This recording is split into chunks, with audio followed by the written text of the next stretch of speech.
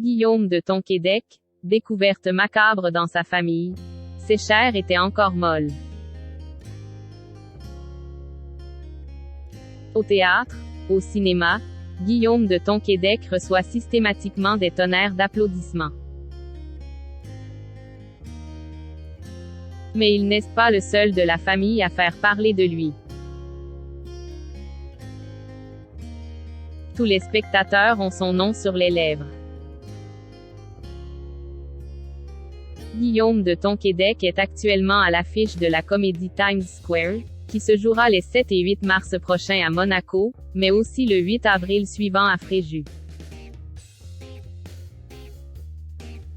L'acteur, qui incarne un prof d'arts dramatique passé de mode dans cette pièce de théâtre, sera également à l'affiche, en février, du film Arrête avec tes mensonges d'Olivier Payon. Mais le comédien, malgré son succès fou, n'est pas le seul membre de sa famille à faire les gros titres. En 2014, c'est l'une de ses ancêtres, nommée Louise de Quengo de Tonquédec, que l'on retrouvait en une des magazines. Et pour cause. On a découvert son corps, qui avait été enterré à Rennes au XVIIe siècle, dans un état de conservation parfait, rappelle Guillaume de Tonquédec dans les colonnes du journal Nice Matin. Ses chairs étaient encore molles, ce qui paraît invraisemblable et incroyable. Comme elle était d'extraction noble, elle avait été enterrée dans un cercueil en étain. Il y avait très peu d'oxygène donc elle n'est pas entrée en décomposition.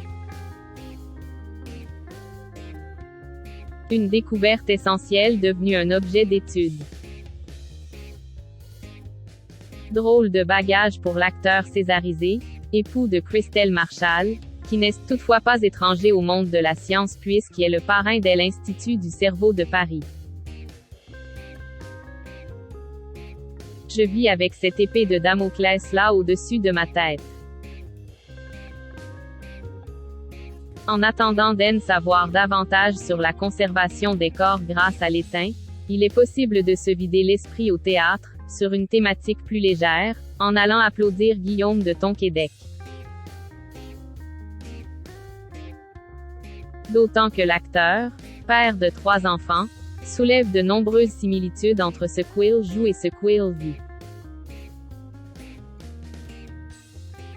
Je me projette évidemment dans le personnage de Matt Donovan car, à l'instar de tous les artistes, je vis avec cette épée de Damoclès là au-dessus de ma tête, soulève-t-il. On vit dans le désir des autres. On n'est pas totalement moteur de son destin, il faut que quelqu'un vous choisisse. C'est ce qui fait que ce métier est à la fois magnifique, mais aussi dérisoire et terrible. Pas de quoi s'en faire pour l'instant, semble-t-il.